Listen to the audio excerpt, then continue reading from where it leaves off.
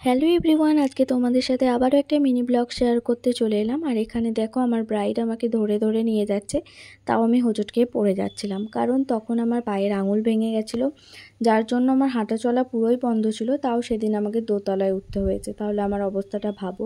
আর এখানে দেখো আমার ব্রাইড কিন্তু বসে গেছে রেডি হতে, আর ও কিন্তু প্রত্যেকটা দিন টাইমের আগেই আমার জন্য বসেছিল অপেক্ষা করে। এই জিনিসটা আমার খুবই ভালো লেগেছে। এমনিতেই তখন আমার একটু সমস্যা হচ্ছিল, কারণ নিজে থেকে সব কিছু নিয়ে আমি কাজ করতে পারছিলাম না, আর বেশিক্ষণ দাঁড়াতে পারছিলাম না। বসে থেকেও যে ভালোভাবে কাজ করতে পারছিলাম সেটাও না, একটু সমস্যা হচ্ছিল। তো সেই জন্য কিন্তু টাইমটাও অনেকটা বেশি লাগছিল। ওকে আমি আগেই ব্যাপারটা বলে দিয়েছিলাম, তো সেই জন্য ও কিন্তু সেরকম বুঝে টাইমের আগেই ও আমার জন্য রেডি হয়ে অপেক্ষা করছিল।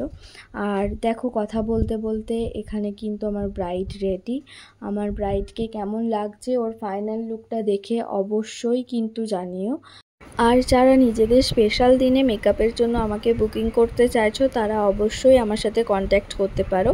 আমার ফেসবুক পেজ হচ্ছে নিতা দেবাংশী নিতু, তো ওখানে তোমরা আমাকে ডাইরেক্ট মেসেজ করো। তো চলো আজকের মতো